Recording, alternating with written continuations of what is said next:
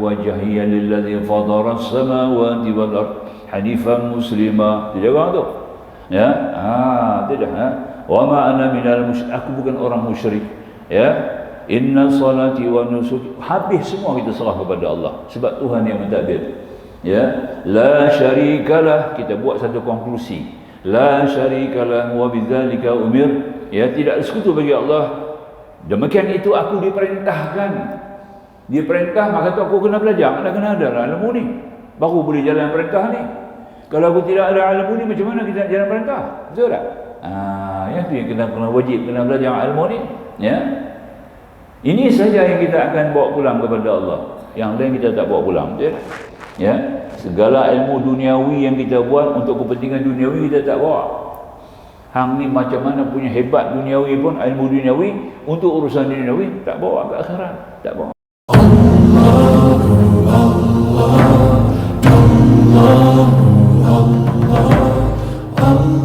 Al-Hudr, ikhwatul iman wa akhwatul Islam, hadakumullah. Kita lanjut lagi muka surat 73. Yang ni kita dah baca sebahagian daripadanya. Yang ni kita masuk kepada, kita ambil hadis daripada baginda besar Nabi sallallahu alaihi wasallam. Yang ni hadis kudusi yang dibentangkan pada perkara dua. Yang ini selalu mengingat hak-hak Allah Ta'ala, di mana dengannya kehendak syahwat dan nafsunya terhindar dengan sendirinya. Hak-hak Allah ni maknanya pertama sekali jangan sekutukan Allah dengan sesuatu. Yang kedua, amat teliti mengamati perkara-perkara halal dan haram. Very particular pada dua perkara ni, kita kena betul-betul peka dan pengamat yang tegar. Pengamat yang tegar maknanya kita kena serius dalam mengenal perkara yang hak, yakni yang haram dan halal. Sebab itu dikatakan selalu mengingat hak-hak Allah Ta'ala, di mana dengannya kehendak syahwat nafsu. Inilah yang dimaksud dengan hadis yang dibentangkan, yang kita baca dah, kita belum hurai lagi. Ana 'inda dhanni 'abdi bi wa ana ma'ahu idza dzakarani fa in dzakarani fi nafsi dzakartuhu fi nafsi wa in dzakarani fi mala'in dzakartuhu fi mala'in khairin minhum wa in taqarraba ilayya shibran taqarrabtu ilayhi zira'an wa in taqarraba ilayya zira'an taqarrabtu ilayhi ba'an wa in atani yamshi ataituhu harwalah. Aku adalah dia mana mengikut sangkaan hambaku padaku. Aku akan mengikut sangkaan hambaku sendirilah. Aku beserta dengan dia apabila dia mengingat akan daku. Jika ia ingat aku dalam dirinya, aku ingat padanya dalam diriku. Dan jika ia mengingatku di tengah manusia ramai, maka aku mengingatinya dalam jamaah yang lebih baik daripada mereka. Dan jika ia mendekatiku sedepa, aku mendekatinya sehasta. Dan jika dia mendekatiku sehasta, maka aku akan mendekatinya sejengkal. Dan jika ia mendatangiku berjalan kaki, maka aku mendatangi, akan datang kepadanya berlari. Cantik sekali ya. Begitulah ya, begitulah dekatnya Tuhan dengan kita, dan begitu cintanya Allah kepada kita. Hadis ini menerangkan kepada kita dengan ibarat dan isyarat yang menggambarkan hampirnya Allah Subhanahu wa taala, berlebihan daripada hampirnya kita kepadanya. Pengertian kalimah dalam hadis ini adalah dalam sifat majaz. Ya, majaz artinya daripada segi kiasan timbangan akal, ya. Bukan secara hakiki. Kalau hakiki, Allah bukan macam makhluk, boleh berjalan, boleh berlari, ya. Sebab sini ada sebut, dia datang kepada aku berjalan. Wa in atani yamshi, dia datang dengan aku dengan berjalan. Ataituhu harwalah, aku datang kepadanya berlari. Jadi ini majaz, ya, bukan hakiki. Faham dulu tu, ya.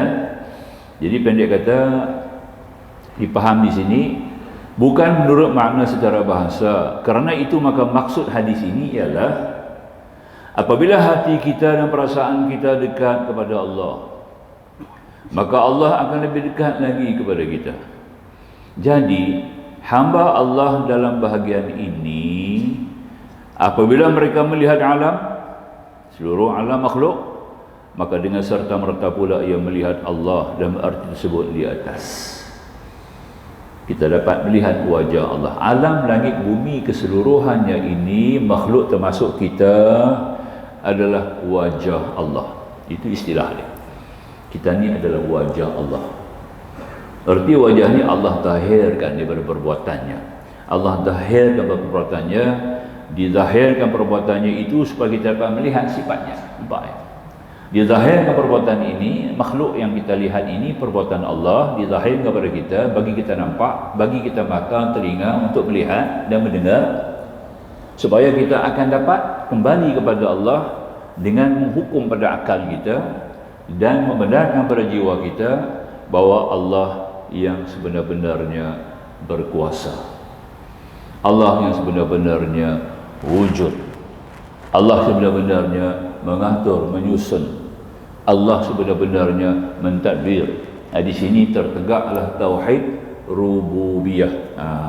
Jadi kita sudah bentuk ya satu kaedah tauhid yang jelas, yang wajib, iaitu tauhid rububiyah, dengan dapat melihat akan sifat-sifat Allah. Kita dah mengaji sifat 20. Kita boleh ambil sebahagian dari sifat-sifat itu menjadi pegangan kita yang dirumus oleh ulama ya. Antaranya sifat qudrah, iradah, ilmu dan hayat. Empat sifat.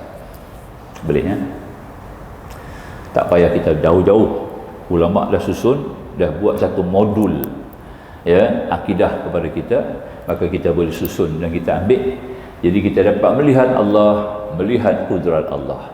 Kita dapat melihat Allah, melihat iradat Allah. Kita dapat melihat Allah, kita dapat melihat ilmu Allah.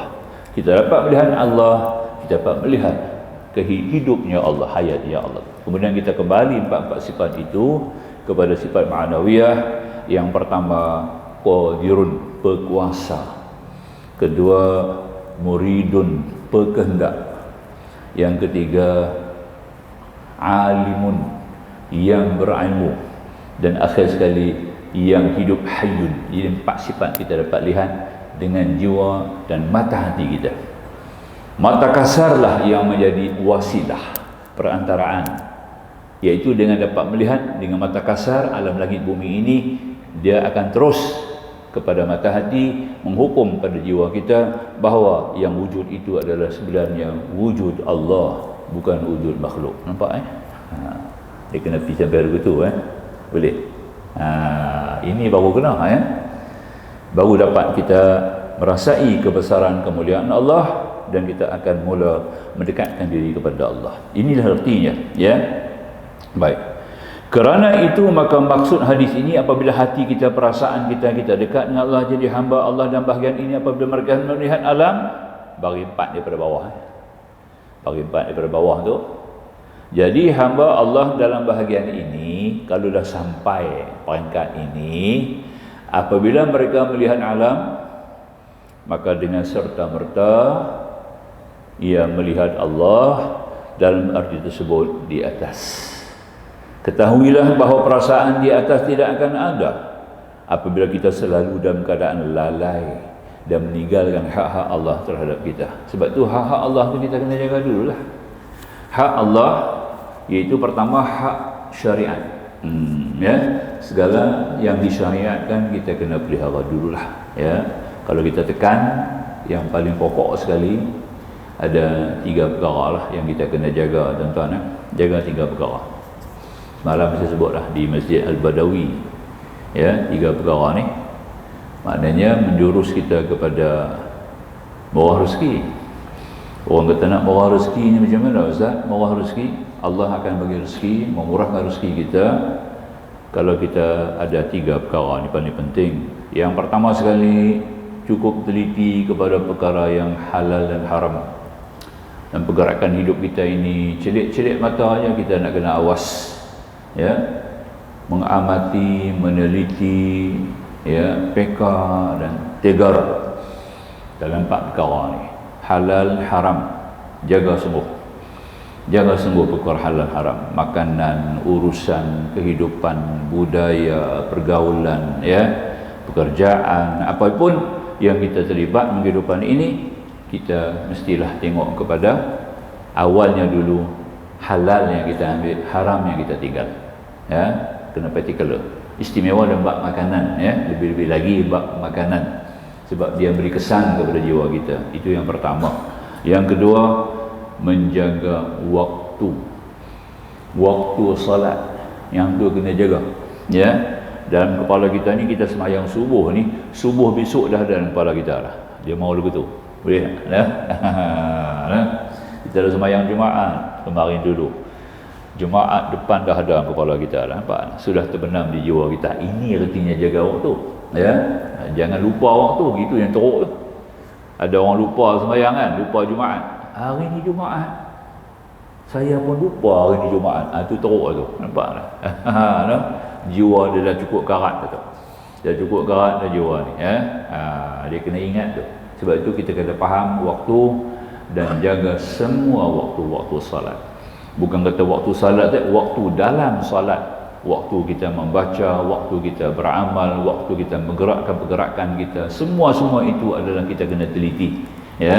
Sebab itu kita dalam sembahyang, kalau kita berhenti balik mengikut dalam mazhab al-Imam Syafi'i, ada 4 rukun kita kena jaga waktu dia. Waktu apa? Waktu tamakninah, waktu rukuknya, waktu i'tidalnya, waktu sujudnya, waktu duduk antara dua sujudnya, kena lengkap tamakninah dia. Ini waktu rukuk, kita kena jaga tamakninah. Waktu i'tidal, jaga tamakninah. Waktu sujud, jaga tamakninah. Waktu antara dua sujud, jaga tamakninah. Masa tu. Dan sebaik-baik afdalus salah tawil qunut, Nabi kata. Sebaik-baik sembahyang berdiri yang lama. Ya, maknanya kita bawa dengan bacaan-bacaan yang panjang, dengan zikir-zikir yang lengkap. Ini waktu kita beradah, ya.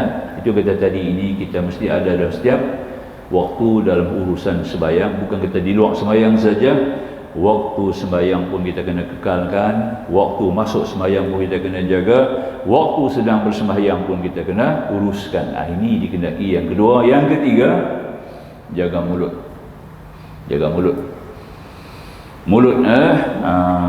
Kalimah yang keluar, kata-kata yang keluar, semua diambil kira.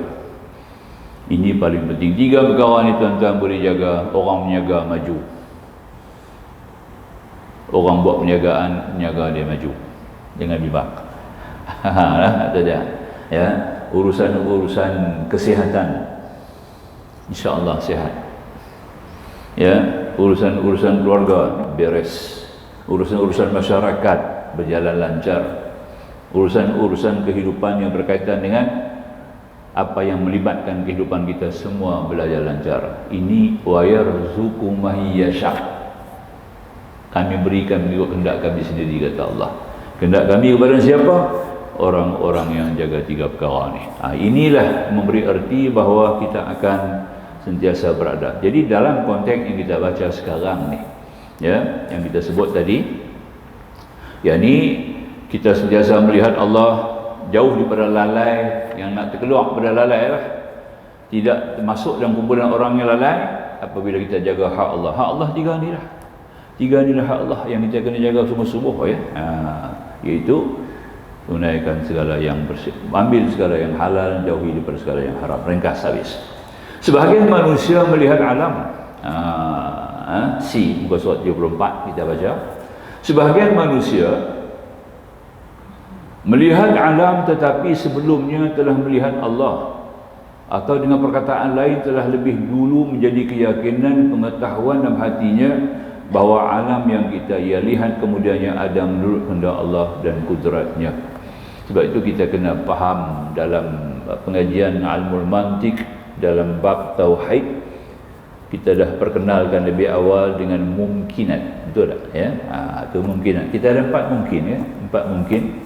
Yang kata tadi sebelum ni, orang yang beriman kepada Allah, yang ma'rifahnya benar-benar mantap, ma'rifahnya betul-betul halus dan seni, Dia bukan melihat keadaan sekarang, dia sudah melihat awal sebelum ini. Nampak tak? Apa yang nak berlaku, dia sudah baca awal. Sudah, kalau sudah memang sudah ada dalam kehendak Allah, dalam takdir Allah, perkara itu akan berlaku. Itu kita tengok awal dulu. Nampak? Yang faham awal ni ya. Jadi pendek kata, sebahagian manusia melihat alam sebelumnya telah melihat Allah. Daripada awal lagi. Sebab kita ada satu alam. Dalam malakut, dalam segi mungkinat ni, dia ada satu mungkin, dia kata mungkin ma'dum ba'dal wujud, nama dia ma'dum ba'dal wujud. Mungkin ini sudah tidak ada, tapi sebelumnya ada. Nampak tak? Dia dapat melihat awal. Jadi pendek kata, nak jadi alam langit, nak jadi apa nak jadi sekarang, nak jadi esok, akan jadi, akan datang ni, dia sudah melihat awal, sudah ada dalam azali. Jadi kalau berlaku, dia terima dengan redha, tak berlaku pun dia terima dengan redha. Faham ya? Sebab tu dia kena ada sifat redha tu. Redha tu kena ada awal dulu. Sebab kena redha, sebab semua Tuhan dah tentukan. Dalam hadis Nabi mengatakan, Allah telah menjadikan takdir 50,000 tahun sebelum menjadikan langit dan bumi. Itu hadis Nabi. Ya. Allah telah mentakdirkan untuk makhluknya, seluruh makhluknya, langit, bumi, manusia, binatang, hayawan, tumbuh-tumbuhan, apa juga yang bersifat makhluk, 50,000 tahun sebelum dijadikan langit dan bumi. Hadis sahih. Maknanya kita nak mari pagi ini, nak berada dalam masjid yang mulia pada pagi ini, saat ketika yang mulia ni, sudah 50,000 tahun sudah ditakdirkan Allah sebelum jadi langit bumi, sebelum jadi kita. Nampak? Dipaham tak? Ini artinya orang yang sampai ke tahap makrifah yang tinggi ni, yang halus ni, dia sudah melihat awal. Alam yang ada sekarang, dia sudah melihat lebih awal. Dia bukan buat terkejut, baru jadi, baru dia tahu. Tidak ya? Tapi dia, inilah akidah Ahlu Sunnah wal Jamaah. Sebab tu kita faham sifat kudrat. Ini ada bukan sifat 20 ni. Sebab tu kita mengaji sifat kudrat, dia ada suluhi qadim. Takluk kudrat tu, sifat kudrat Allah tu, dia ada dua takluk. Pertama takluk suluhi qadim, kedua tanjizi hadis.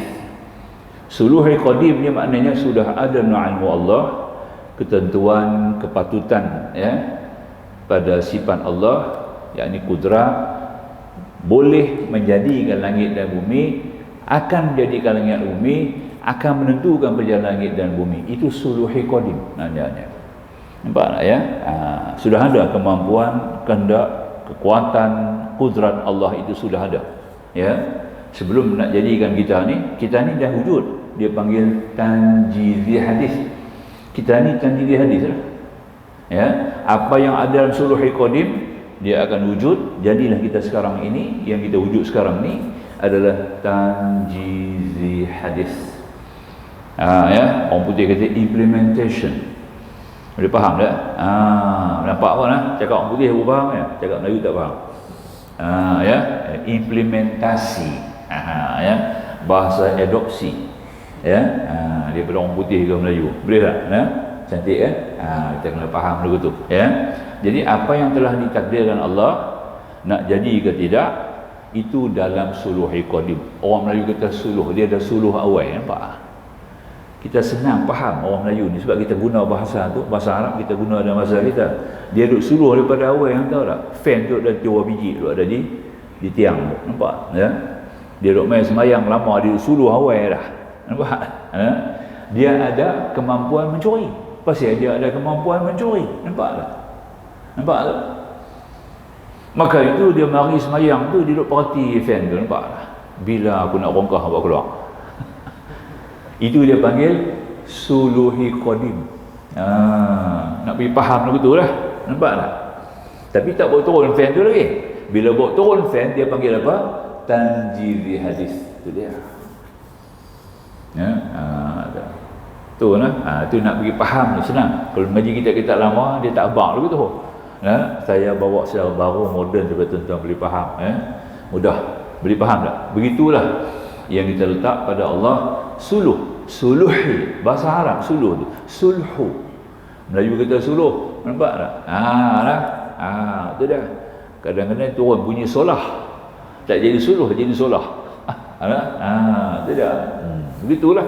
Jadi kita nak ambil faham, hamba Allah yang sampai peringkat ma'rifah ni, yang kata sempurna tadi ini, dia bukan melihat apa yang jadi sekarang, dia sudah lihat semuanya sudah ada dalam azali, kita lagi. Ya, istilah yang kita guna sudah ada azali. Ya, nak jadi itu, nak jadi ini. Apa yang jadi itu kita panggil tanjili hadis. Perkara ni penting tuan-tuan, wajib kita kena tahu. Sebab ni kerja Allah. Kita nak kenal Tuhan, kita kena kenal yang ni lah. Tak kenal ini macam mana kita nak kenal Allah? Nampak tak? Itu suatu pengkhianatan kita. Sebenarnya sudah ada sifat khianat dalam diri kita kalau kita tak kenal Allah. Nampak tak?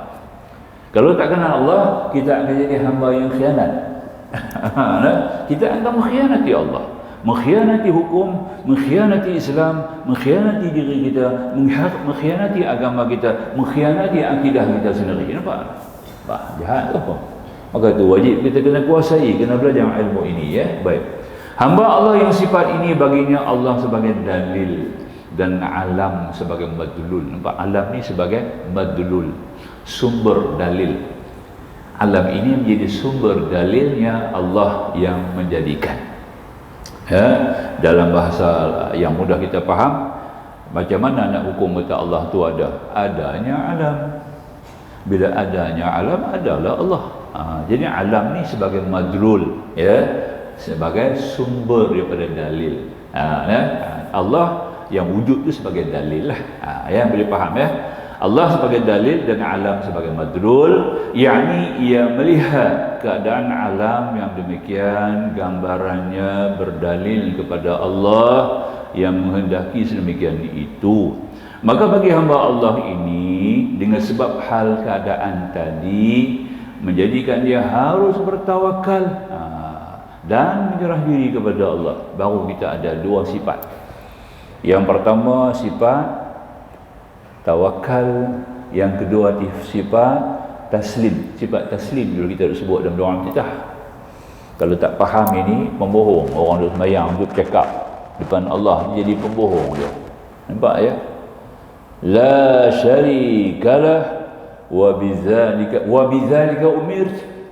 Yang demikian ini aku diperintahkan, disyariat, dihukumkan, ya. Ya. Wa ana minal muslimin, dan aku adalah hamba Allah yang taslim, pasrah, menyerah kepada Allah. Itu artinya muslim. Nampak tak? Ya? Makna muslim tu bukan orang Islam. Aku ni muslim, makna kita taslim, menyerah kepada Allah, ya. Sebab Tuhan yang la syarikalah, tiada sekutu bagi Allah. Kenapa tidak ada sekutu? Semua Tuhan buat. Aku tak kata manusia buat. Aku tidak menghukum ada lain daripada Allah yang wujud secara wujud yang hakiki. Aku tidak menghukum kepada aku, melainkan tiap-tiap yang jadi ini ada kejadian yang datang daripada pencipta yang satu, ya.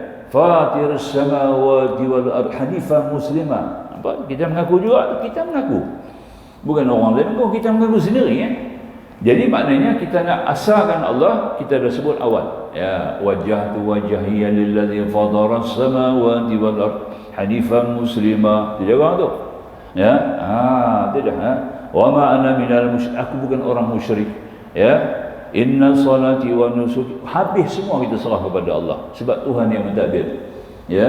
La syarikalah, kita buat satu konklusi, la syarikalah wa bidzalika umir, ya, tidak ada sekutu bagi Allah. Demikian itu aku diperintahkan. Diperintah, maka tu aku kena belajar, kena ada ilmu ni, baru boleh jalan perintah ni. Kalau aku tidak ada ilmu ni, macam mana kita nak jalan perintah? Betul tak? Yang tu yang kena wajib, kena belajar ilmu ni, ya. Ini saja yang kita akan bawa pulang kepada Allah. Yang lain kita tak bawa pulang, betul? Ya. Segala ilmu duniawi yang kita buat untuk kepentingan duniawi kita tak bawa. Hang ni macam mana punya hebat duniawi pun, ilmu duniawi untuk urusan duniawi tak bawa ke akhirat, tak bawa. Ini nak bawa, ni ilmu ni.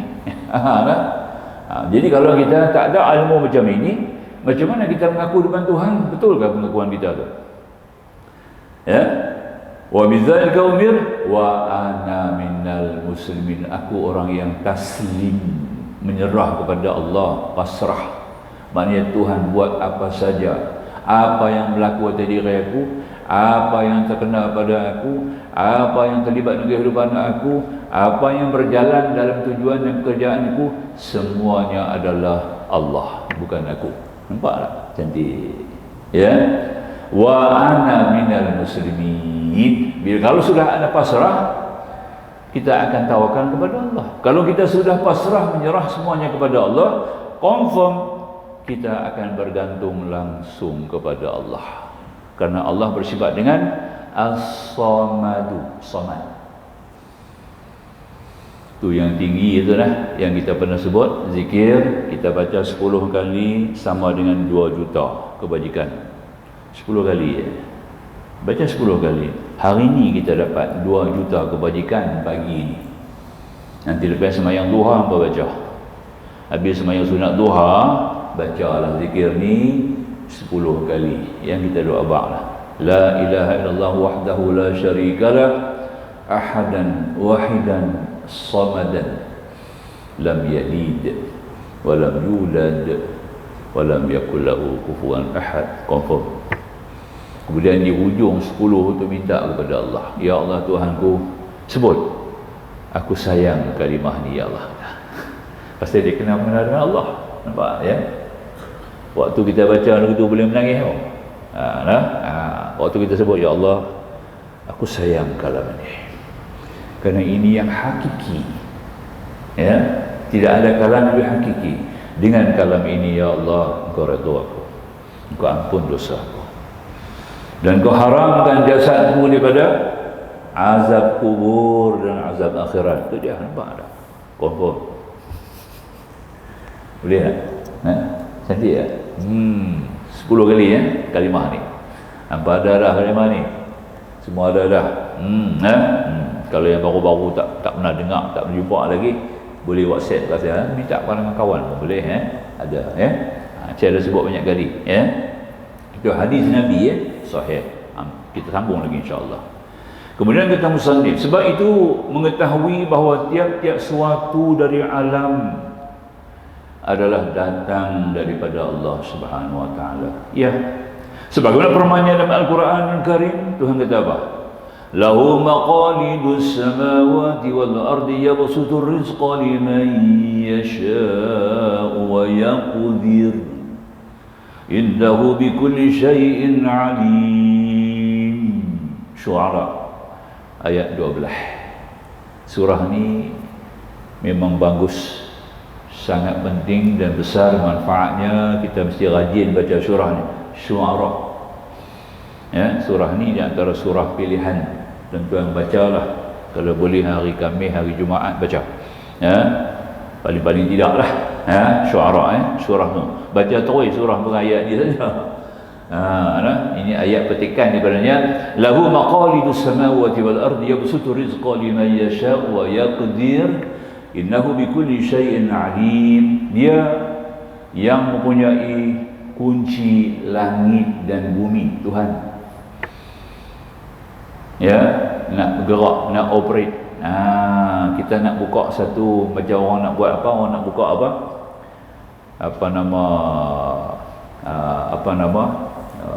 Apalah urusan suatu program ke apakah ya, dia kena ada buka tu, kena buka.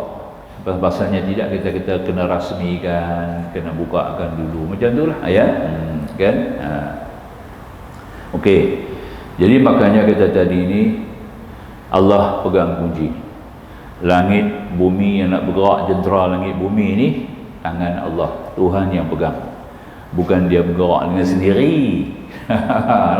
Ataupun kebetulan kena bergerak, ataupun Tuhan buat dia tinggal dia bergerak sendiri betul. Tak ya.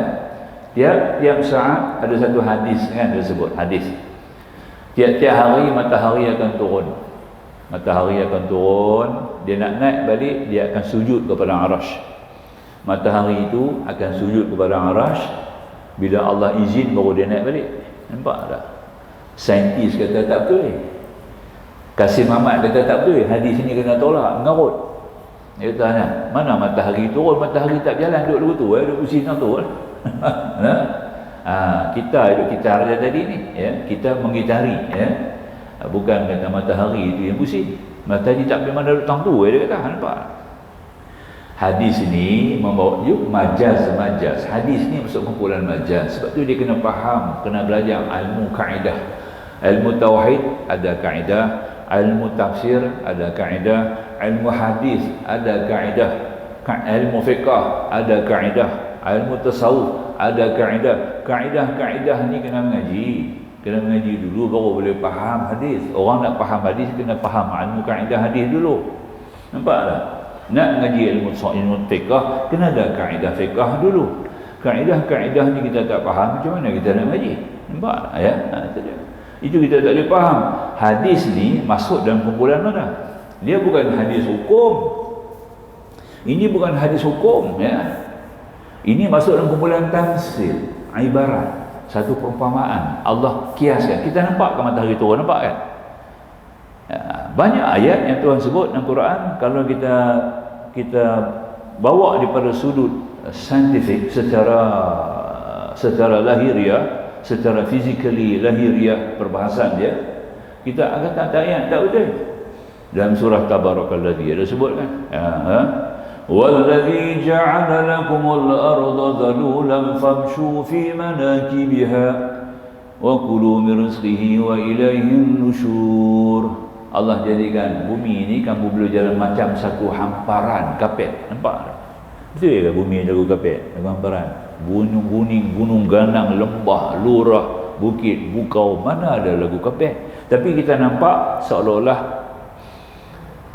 satu hamparan. Sebab tu dulu orang Bani Israel ya sampai kepada kurun yang ke-11 Masihi ya, baru dipatau kata bumi ni bulat. Baru tahu kata bumi ni bulat. Ya, faham padri ini mengajak, dia faham, dia kata jangan pergi jauh-jauh nanti jatuh. Dia kata bumi tu macam pinggan. Kalau empat berjalan jauh-jauh nanti jatuh. Nampak tak? Tak ada. Itu yang kata tadi, bila dia pusing dunia, nampak tak? Bila pusing dunia, apa nama Ferdinand Magellan, bila dia pusing dunia, baru dia tahu kata dunia ni bulat. Ya, dia bergerak dari goa, dia sampai balik ke goa. Nampak tak? Baru dia tahu kata dunia ni bulat. Kau tak tahu jam tu dia kata jangan pakai jam ni, syaitan duk pusing jam tu. Dia tak tahu kata dalam tu ada mekanisme yang disusun khas untuk menggerakkan jam. Sebab masa itu kerajaan Abbasiyah buat jam tak? Kerajaan Abbasiyah lepas Umayyah naik Abbasiyah buat jam. Tapi jam tu tak cantik macam ni lah. Rangka jam tu dia pakai pendulum dia pakai apa pendulum lah dia kata. Nak kata apa, ladung ke apa kan, boleh lah kot apa faham tu lah. Buah tu dah duk goyang tu pendulum lah ya. Pendulum dia duk bergerak. Masa tu dia buat hantar dekat Pop Vatican. Pop kata jangan pakai, orang Islam salah guna ni, yang ni syaitan duk bagi jalan jam ni. Nampak tak? Maknanya Islam dah tamadun, dah lebih tamadun dulu dah ya? Boleh menggerakkan satu jentera sehingga kita nampak jam tu boleh tunjuk waktu. Nampak tak? Islam dah tamadun dulu. Ya? Ini satu kejanggalan, kebodohan masyarakat Eropah dulu tak tahu itu antara sebabnya lah. Jadi makanya yang kita ambil faham tadi ni, yang Allah kata kunci langit, dia pegang kunci langit dan bumi itu, maknanya menggerakkan perjalanan jentera. Macam tadilah matahari turun tu makna kita turun patuh. Makna turun tu patuh, tunduk, taat kepada perintah Allah. Allah yang menjalankan matahari itu, bukan dia berjalan sendiri. Nampak tak? Artinya kalau Allah izin, besok ada pula. Makna kita izin Allah yang menggerakkan perjalanan matahari. Itu artinya tunduk kepada matahari. Kemudian datang perintah daripada Arash tu adalah markas pemerintahan Allah langit bumi. Macam kita Putrajaya lah, Kuala Lumpur, macam tu aja, beza ya. Bukan? Betul lah Putrajaya tu sebagai pusat pemerintahan kerajaan. Tapi takbiran dia bersawang kepada tiap-tiap negeri dia tak. Kita negeri kita jalan sendiri, kita bukan bergantung Putrajaya yang keluar arahan tu saja. Dia tak. Arahan datang di Putrajaya, tapi yang takbir kita yang berjalan.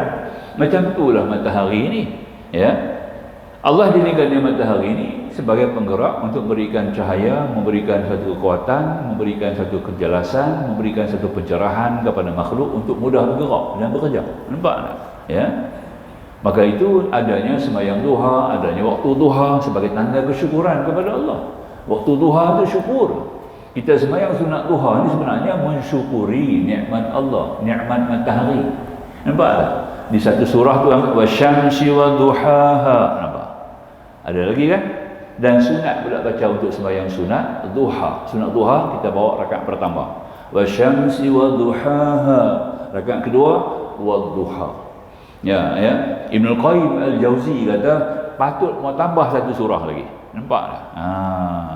Jangan hanya baca, sebab pentingnya sembahyang duha tu. Cukup penting dia punya sembahyang duha sebagai satu zikir, sebagai satu kesyukuran kepada Allah. Nampak tak? Bukan berarti murah rezeki. Jangan salah faham, rezeki bab lain. Orang kata sembahyang sunat duha rezeki murah. Tak betul. Nampak tak? Tak kena tu.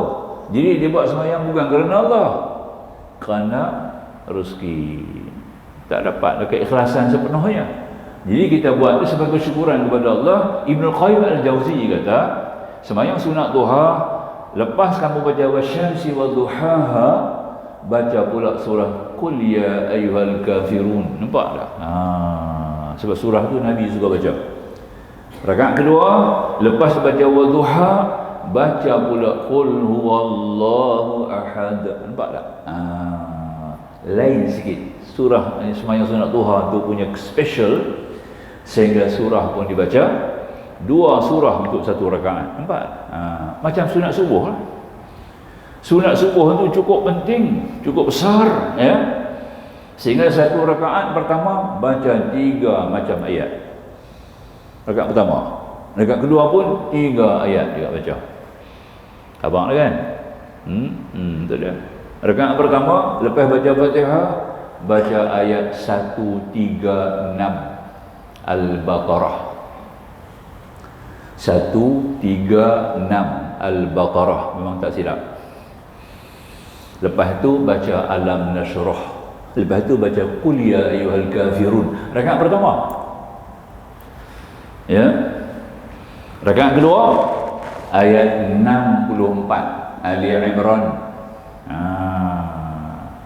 Habis 64 Ali Imran, baca Alam Tarakai, kemudian baca Qul huwallahu ahad. Itu dia rakaat kedua. Special sunat subuh tu. Di mana sebut? Dalam I'anatul Talibin, pada hasyiah kitab Fathul Mu'in Imam Dimyati. Itu ada sebut. Ini kitab dia, I'anatul Talibin. Orang tanya mana ni, hampir habis ni. Kami tak pernah dengar. Seperti yang tak pernah mengaji, tu tak pernah dengar. Nampak tak? Ya. Banyak perkara tuan-tuan kita tak refer kepada kitab-kitab yang banyak, ya. Banyak kitab-kitab kita tak rujuk. Tak rujuk pilah dengar untuk guru baca kitab pun tak dengar. Kemudian tu bila orang buat pelik, bila dengar pelik sikit dia kata mana duk mai. Nampak tak? Ini masyarakat kita. Cukup susah payah. Nampak tak? Faham? Itu dia. Jadi dalam kitab I'anatul Talibin, semua kitab tu ada dalam semua pejabat-pejabat mufti seluruh Malaysia. Di Malaysia, kitab ni sudah jadi kitab rujukan utama ulama-ulama kita dalam mazhab Syafi'i. Dia mazhab Syafi'i lah. Hambali tak pakai lah kitab tu. Yang Abdul Talibin itu syarah pada kitab Fathul Mu'in. Fathul Mu'in tu kitab tu lah diberi syarah, komentari dia. Nampak? Dalam kitab tu lah dah sebut ni yang saya baca ni. Nampak? Ya. Dia masuk lah. Kita kena faham, ya. Rakaat pertama sembahyang sunat subuh, lepas Fatihah baca ayat 136. Ya, dah. Al-Baqarah, qulu amanna billahi ma unzila ilaina wa ma unzila ila Ibrahim wa Ismail wa Ishaq wa Ya'qub wal asbat wa ma utiya Musa wa Isa wa ma utiya an-nabiy rabbihim la nufarriqu baina ahadin minhum wa nahnu lahu muslimun. Itu ayat dia. Lepas tu bacalah alam nashrah laka sadrak. Lepas tu bacalah qul ya ayyuhal kafirun. Rakaat pertama pendek tu, semua tu pendek ya. Rakaat kedua pula qul ya ahlal kitab ta'alu ila kalimatin sawa'in baina wa bainakum alla na'budu illa Allah wa la nusyrika bihi syai'a wa la yattakhidha ba'duna ba'dan arbaba min dunillah fa in tawallaw faqulu ashhadu bi anna muslimun. 64 Ali Imran. Kemudian ambil alam tara kaifa fa'ala rabbuk sampai habislah. Kemudian qul huwallahu ahad. Nampak rakaat kedua. Cantik. Boleh. Saat cukup cepat. Mula-mula rasa panjang lah. Kita buat selalu Allah. Nah, tak ada masalah. Tu imam pun boleh buat, makmum boleh buat. Masa nak tunggu sembahyang, nak azan, nak bunyi tum, nak kata nak kamat tu pun lambat lagi. Dan lagi sempat. Nampak? Ya? Jadi bawa dia. Paling-paling tidak alam nasrah dengan alam tarakai. Nampak? Nak tambah lagi qul ya qul wallah. Nak tambah lagi 136 64. Okey. Buat istimewa. Sunat subuh tu paling istimewa. Lebih sunat apa nama yang kita faham. Sunat witir al-maklum lah ya. Rakaat pertama dengan Sabbihisma rabbikal a'la. Ya, itu dia ya, satu surah nanti jadi teman kita nak mati tu. Waktu nak mati tu sebelum malaikat maut mai dia mai dulu. Sabbihisma rabbikal a'la dia mai dulu. Itu dia. Yang tu dibaca hari Jumaat tu orang tak nampak rahsia dia. Sembahyang sunat witir bawa rakaat pertama Sabbihisma rabbikal a'la alladhi khalaqa fasawwa. Betul tak? Bila kita nak meninggal esok, sebelum apa nama? Sebelum tukang mandi mai, sebelum malaikat maut mai, dia ni mai dulu, mai berdiri tepi kita. Nampak tak? Urut kepada kita. Ya, dengan begitu indah dan menarik. Perempuan mai cara perempuan lah. Laki-laki mai cara laki-laki lah. Nampak ya? Tu teman kita. Surah tu. Pasti kita sebaca kita baca sembahyang witir selalu. Nampak? Dia tiap-tiap malam kena baca. Dia tak? Satu surah yang istimewa. Tiap-tiap malam kita kena baca. Itulah ya, saya tekan sangat hari Jumaat, imam-imam sembahyang Jumaat bawa lah surah ni. Nampak? Bagus untuk dia, bagus untuk jemaah, bagus untuk karya. Nampak tak? Ada rahsia cukup besar orang tak nampak ya. Abrahman Sudais, Imam Al-Haram, tak pernah tinggal. Tiap-tiap Jumaat kalau dia jadi imam, dia akan baca Sabihis. Bahasanya dia, kita tahu Rahman Sudais dia mampu boleh hafal Quran, fasih pula tu dengan sedap pula suara dia. Dah hari Jumaat bawa itu juga. Dia tak bawa surah lain. Nampak tak? Sunnah Nabi, sunnah Rasulullah. Nampak ya, tu dia. Kita tak mau buat, sayanglah. Kita sini tak mau baca. Saya tak tahu baca apa. Kadang dia baca surah lain lebih panjang daripada surah tu lagi. Ya. Yang Sabihi dia tak mau baca. Ya. Ini antara kejayaan iblis. Bukan kejayaan dia. Iblis yang berjaya menggoda dia, menghasut dia sehingga dia tak mampu untuk membaca Sabihis sembarang. Tidaklah dia nak dia bawa. Hari Jumaat bawa lah, tiap-tiap imam hari Jumaat bawa lah surah ni. Walaupun dia hafal surah lain. Ambil fahamlah macam Sudais. Sudah mari di Malaysia jadi imam di apa nama? Di Yayasan Ibn Qayyim. Sembahyang Jumaat di masjid apa nama Shah Alam Sabihis. Dia mari di masjid apa Istiqlal di Jakarta Pusat bawa Sabihis. Dia tak baca surah lain Pak. Walaupun dia imam Masjid Haram itu dia.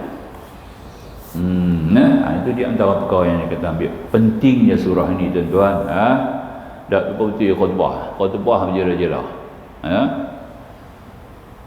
baca surah tak banyak mana. Nampak? Kadang-kadang baca kuliah ya. Tu dia. Yang penting sembahyang, bukan khutbah. Sembahyang Jumaat ni yang penting sembahyang tu. Khutbah ni nasihat. Nasihat nak panjang-panjang buat apa? Dia. Itu dia punya platform dia. Platform khutbah ni untuk memberi nasihat. Seminggu sekali, tiap-tiap minggu ada apa, siapa nak berjalan-jalan panjang-panjang. Nampak tak? Bawa pendek-pendek, ringkas-ringkas, orang boleh faham. Bawa balik di Jumaat tadi ada nasihat apa kami dapat daripada khatib. Nampak ni? Itu dia. Pulang dengan hati yang tenang, bukan pulang dengan hati yang marah. Ni dia bawa perkara-perkara yang berat-berat, orang jadi marah. Keluar-keluar duk marah sana, marah sini. Wah, jemaah tiba-tiba keluar daripada masjid bukan hati tenang. Keluar pada masjid semua jadi marah. Marah pada kerajaan, marah pada yang tu, marah pada yang ni, marah macam-macam. Pasti dia membawa benda-benda yang berbentuk hasutan, yang berbentuk rangsangan kepada perkara-perkara yang mungkar. Nampak tak? Ya? Tak boleh. Dia bukan boleh agresif khutbah ni. Dia kena lembut, suatu nasihat untuk jemaah buat pulang.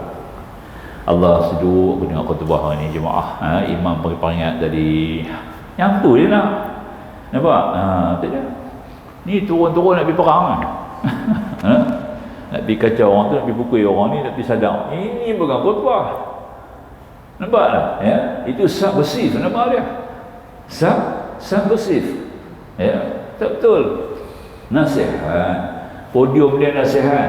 Bukan tempat ceramah. Sembahyang tu sebab Nabi kata fakihnya seorang tu, fakihnya, fahamnya seorang itu sembahyang lebih panjang daripada khutbah. Nampak?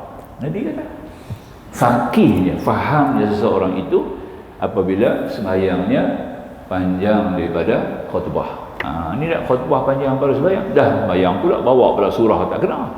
Nampak tak? Faham? Di situ dah tunjuk kita tak faham. Nabi boleh lah. Berat. Tidak lah. Tapi orang tak mau lah dengan saya petara ni. Orang nak yang hangat, yang duk hentak tongkat-tongkat. Itu dia mau. Nampak tak? Lah. Itu dia. Sebab jiwa dia bukan jiwa furqaniyah. Jiwa bukan jiwa furqaniyah. Kalau jiwa furqaniyah, dia akan terima dengan hati yang lapang dan senang. Baik, sambung ya. Sambung sikit, kita ambil di sini ya. Maka itu dia kata, oleh sebab itu kita baca ayat dia, lahu muqalidus samawati wal ardi yabsutu rizqa liman yasha wa yaqdir innahu bikulli syai'in alim. Dia yang punya kunci langit dan bumi, dilapangnya rezeki bagi siapa yang dikehendakinya dan dibatasinya bagi siapa yang dikehendakinya. Sesungguhnya dia Maha mengetahui segala sesuatu. Oleh sebab itu maka hamba Allah yang keadaannya telah sampai ke taraf ini, yang kita sebut tadilah ya, dengan sendirinya jauh daripadanya kelalaian terhadap Allah. Tak lalai lah.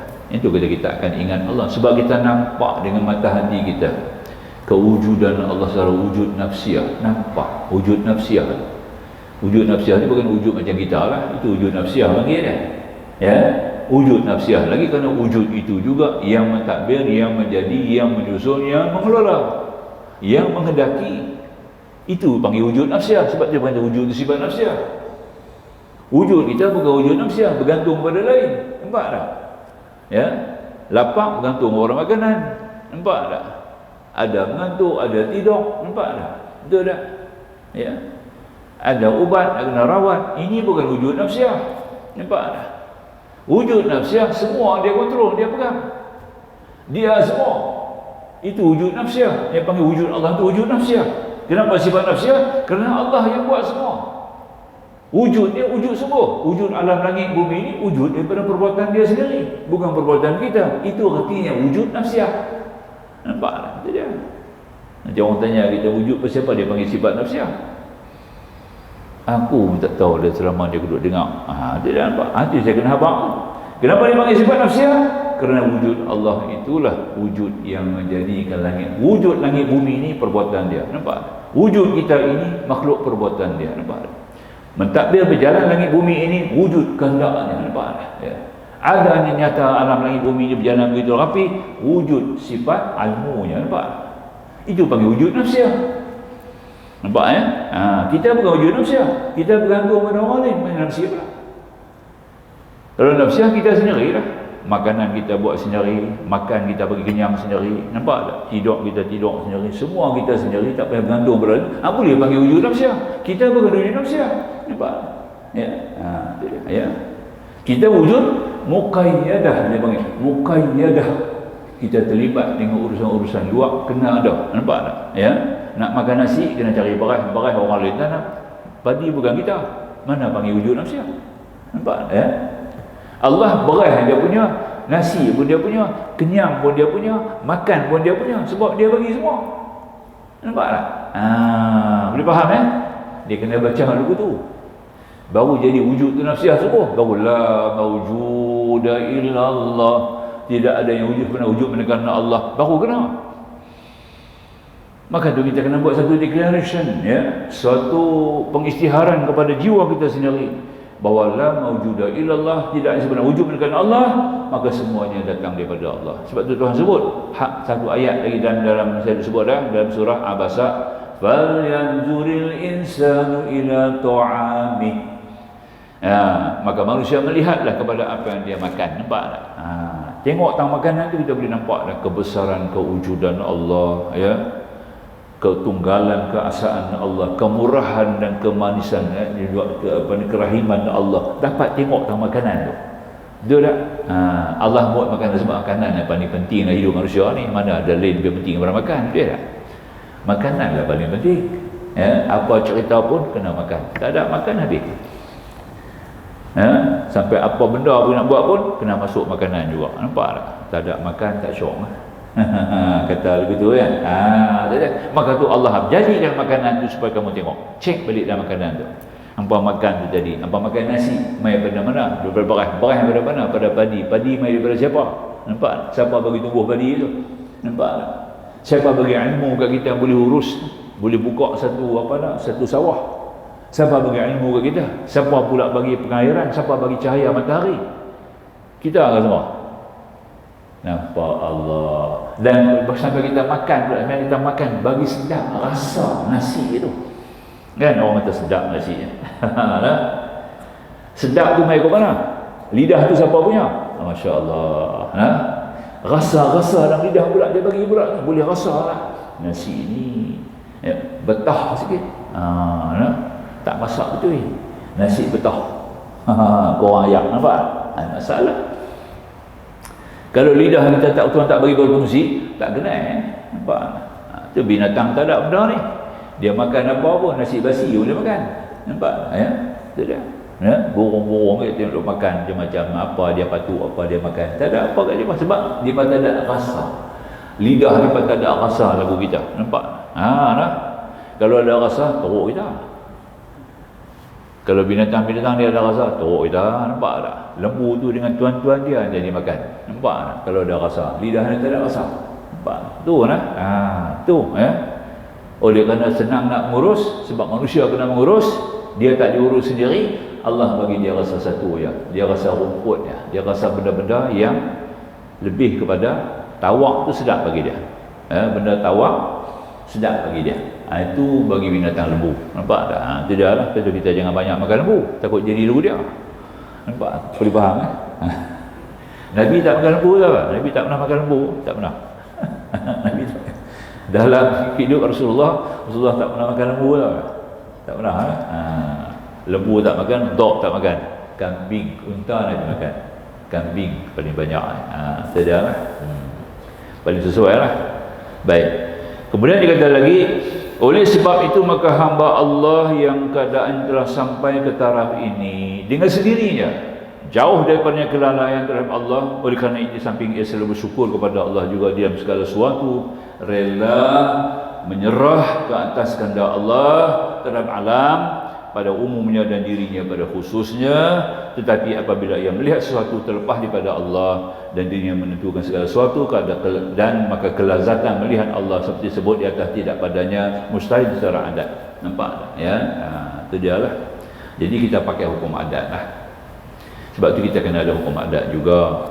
Ya, walaupun semua Tuhan baik, Tuhan buat semua, Tuhan buat lah, betul segala langit, bumi, sampai ke makanan kita semua, sampai ke hazam perut kita pun Tuhan buat semua. Ya, masalah penyesuaian, penghazaman, semuanya daripada Allah Subhanahu Wa Taala. Tapi kita kena pakai hukum adat dia. Hukum adat dia panggil sunnatullah, dan istilah yang paling tepat dia panggil sunnatullah. Jadi tuan-tuan, kita ada dua sunnah ya. Pertama pakai sunnah Allah, kedua pakai sunnah Nabi. Sunnah Nabi untuk merealisasikan syariat. Nampak tak? Tujuan sunnah Nabi ini untuk merealisasikan syariat, undang-undang, hukum Islam. Itu tujuan sunnah. Nampak tak? Jadi kita nak jalankan Islam dengan sempurna, kena pakai sunnah Nabi. Nak menjalani kehidupan dunia dengan sempurna, kena pakai hukum adat. Betul tak? Betul tak? Jadi kalau ada menyalahi dalam soal kejadian-kejadian apa yang berlaku ni, jangan pergi salah Allah pula. Allah silap dia buat. Nampak tak? Allah buat betul dia dah garam tu. Garam dia buat betul dia dah masin. Bila kita makan ada garam. Nampak tak? Itu dah dah. Sehingga ulama mengatakan ilmu nahwu dalam bahasa Arab tu macam garam dalam makanan. Ilmu nahwu. Grammar nahwu bahasa Arab ulama-ulama nahwu buat cerita lah ni. Dia kata ilmu nahwu ni penting bagi orang nak mengaji bahasa Arab, dia kena tahu ilmu nahwu kan. Ilmu nahwu macam garam bagi makanan. Tak ada nahwu macam makanan tak ada garam, habis. Tahu kan? Tapi kita kena faham lah. Yang salah tu apa? Pergi makan garam banyak. Yang tu tak betul. Banyak Tuhan tak kata. Tuhan kata bergaram tu masin untuk memasinkan makanan supaya kamu makan dapat kelazatan, tu saja. Kita ambil lebih. Nampak tak? Penggunaan adat tu dah menyalahi. Menyalahi adat apa dia? Makan lebih. Makan lebih tu menyalahi adat lah. Faham? Makan tu bila makan garam lebih, apa jadi? Masalah dia kacau 3 perkara. Pertama, dia kacau kita punya brain. Nampak tak? Kedua, dia kacau kita punya darah, perjalanan darah. Ketiga, dia kacau kita punya angin. 3 benda ni kalau dia kacau, punca dia mai daripada mana? Dia akan tertuju kepada jantung, buah pinggang, nampak tak? Habis, dan paru-paru. Habis. Kenalah pressure, darah tinggi, dan macam-macam penyakit lain susah nak rawat pasal garam banyak dalam badan. Nampak? Boleh faham pentingnya garam. Tapi jangan lebih. Apapun yang lebih tu punya adat lah. Jangan kita Tuhan salah pula. Tuhan buat aku bagi jadi lagu ni pasal faham darah tinggi, Tuhan bagi aku jadi darah tinggi. Yang tu tak betul. Tak betul dia cakap tu. Tuhan buat hang dah betul dah. Darah tu berjalan elok dah. Tiap-tiap 40 hari Tuhan tukar darah kita. Tiap-tiap 40 hari ada dialisis sendiri je Tuhan punya. Darah tu tak dia pakai dalam 40 hari, basi dah tak nak pakai darah tu. Darah tu dah tak boleh pakai lama. Kan? Gear oil kena tukar. Gear oil dah lama sangat kena tukar lah. Kalau tidak rosak enjin. Faham? Transmission oil kena tukar. Bukan boleh pakai lama-lama. Dia bagi 6 bulan dulu atau mana mai dulu kan. Maknanya benda tu kotor. Darah kita tu macam tu lah juga. Tapi darah kita bukan boleh tukar di hospital. Nampak tak? Darah tu Tuhan tukar sendiri. Nampak tak? Allah tukar tiap-tiap 40. Sebab tu Nabi kata orang minum arak, siapa minum arak 40 hari Tuhan tak terima ibadat dia. Pasal apa Tuhan tak terima ibadat dia? Sebab darah yang dah arak tu ada dalam badan dia 40 hari. Nampak tak? Faham lepas 40 hari baru dia ganti darah baru. Dia kata kalau ganti darah baru, orang ada darah tinggi, tak ada lah kolesterol dalam badan dia. Tuhan tukar kolesterol dengan darah tak sama. Tuhan tukar darah, dia tak tukar kolesterol. Faham tak? Nampak tak? Kalau orang tak faham, dia kata apa? Tak betul Ustaz ni. Kalau tukar darah, aku dah memang darah aku okey. Nampak? Dah bersih, dapat darah baru, tentu tak ada kolesterol. Nampak tak? Dah tak sama. Darah lain, kolesterol lain. Kolesterol dah melekat dalam pembuluh darah kita tu, dia tak lari, dia duduk begitu Nampak tak? Darah yang berjalan tu dia akan bawa. Dia bawa oksigen, dia bawa air. Nampak tak? Kena bawa air. Macam radiator dalam kereta lah. Nampak tak? Kena ada cukup air. Itu. Jadi pendek kata, Urusan sunnah Nabi ni kita kena jaga. Sunnah Allah ni kita kena jaga. Itu hukum adat. Jadi kalau hukum adat menyalahi, jangan dikata Allah buat pula. Allah lah bagi guna darah tinggi ni. Nampak tak? Jadi yang jadi darah tinggi itu pasal kita salah guna hukum adat, kita salah guna sunnah Allah. Nampak tak? Sunnah Allah tu kita salah pakai, habis masalah. Ya, itu satu cara yang kita nak ambil faham. Dia punya penawak dulu ni lah. Ni kita kena buat, tapi kita tak buat lah. Sebelum makan cicah garam dulu. Sebelum makan ambil jari kecil kita, Bismillahirrahmanirrahim. Nampak? Cicah garam atas mulut kita. Nampak tak? Biar lidah tu terima, dia akan bawa pergi ke jantung, dia pukul nak pergi datang. Nampak? Di tengah-tengah ni untuk mencernakan hormon tu boleh berjalan dengan elok. Nampak? Ya? Itu garam tu. Cicah, tak nak makan cicah garam. Tapi kita takut je cicah garam ni, takut orang jadi murtad. Betul-betul. Ni apa ustaz lu buang garam ni, semua ada kolot punya cerita. Dia kata kolot tu dia murtad tau. Pasal itu sunnah Nabi. Nampak? Takut tu lah, kita takut tu lah. Kenuri lubuh garam, mangkuk garam kan. Ni apa kolot tu ada lagi garam ni. Hang tak mengaji, cakap pula mulut. Nampak? Ya? Yang tu sunnah Nabi tu. Saya pernah suruh satu orang mengucap dengan teman saya. Kami makan 4 orang satu hidang, lama punya cerita lah ni. Saya pun duduk muda lagi masa tu lah. Ya? Kira letak mangkuk tu, kita pun cicah. Orang ada umur lah tu. Ni apa duk buang garam ni? Kita ni semua orang Pulau Pinang, dia lorak Tanjung ya. Ni apa dia nak tunjuk lagu mana kita tak reti ya. Tidak nah. Ni apa ni kolot lama-lama duk buat apa. Dah. Jadi kita tolong ucap balik. Pasal orang ucap dia tak. Ini sunnah Nabi tau ke? Hang tak mengaji. Dia tak ada. No? Betul. Ucap balik. Dua orang yang nak makan sembahyang betul tak ada. Betul. Ini sunnah Nabi ni. Ya, sunnah Nabi Ibrahim, sunnah Nabi Muhammad sallallahu alaihi wasallam. Rasulullah tiap kali nak makan akan dulu lebih dengan garam. Nampak? Potasium tu, French potasium. Dia kena ada atas dia. Kita kena ambil potasium dulu atas lidah kita. Nampak? Lidah tu dia akan bawa masuk ke sini, kan bawa orang nak buat spray bawah lidah tak? Kan maka ubat bawah lidah. Lidah tu dia akan bawa mari ke sini, ke jantung, dia akan pukul naik ke atas. Nampak tak? Ke satu bahagian tengah kepala kita, dia besar buah kana, buah anggur ke pituitary gland dia panggil. Orang putih Melayu kata apa tak tahu. Nampak? Pasal saya baca buku orang putih. Nampak tak? Baca buku Melayu, tak ada Melayu kata apa tak tahulah. Pituitary gland dia panggil. Dia tu duduk tengah-tengah kepala, sama tengah, nak kontrol tak boleh, nak pegang tak boleh. Nampak tak? Tu dia. Jadi dia ni akan mengagihkan hormon kita 5 tempat. Hormon kita akan sihat. Nampak tak? Sebab penjanaan dia garam, potasium tu yang penting. Jadi kita kalau masak orang perempuan kalau masakan tengah duk masak mendidih tu jangan bawa garam lagi. Bagi dia dah kurang sikit, dia dah habis lama sikit dah, baru bawa garam. Nampak tak? Jangan bawa garam awal. Bawa garam awal, kita masak dia mati potasium, dia jadi penyakit. Tu jadi darah tinggi. Nampak? Faham ya? Kita tak faham tu banyak benda.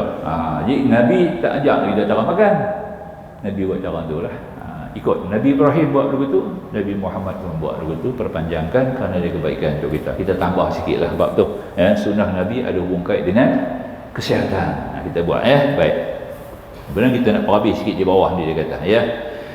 Maka itu dia kata tadi, tetapi apabila melihat sesuatu terlepas daripada Allah, maka dia kata tadi, sebahagian hamba Allah apabila melihat alam hatinya lalai pada kuasaan Allah. Yang ni kita baca kemudian lah.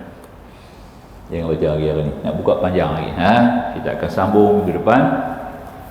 Sebahagian hamba Allah melihat alam hatinya lalai. Kita abang macam mana yang kata lalai tu ghafil, lalai, yang tu kita takut. Lupa tak apa lagi. Lupa satu kemaafan.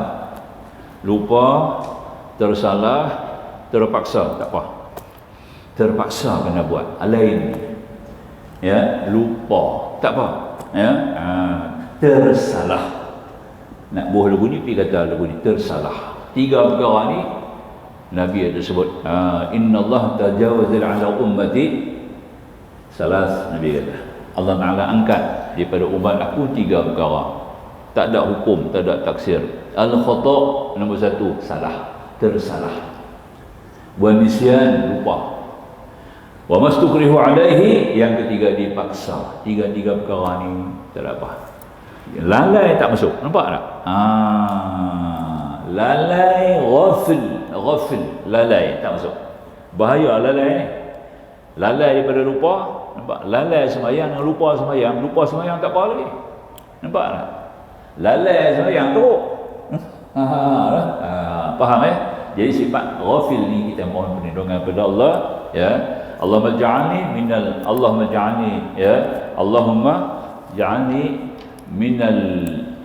apa nak? Allahumma ja'alni minal fatihin. Allahumma ja'alni minal falihin. Ada 2. Ya Allah, jadikan aku orang yang sentiasa terbuka dadanya, terbuka fikirannya, nampak? Falihin.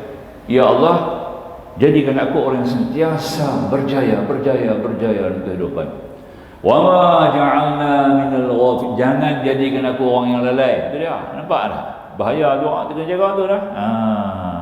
Baca betul tu doa tu. Salah minta pula. Allah ja'alni minal ghafilin je.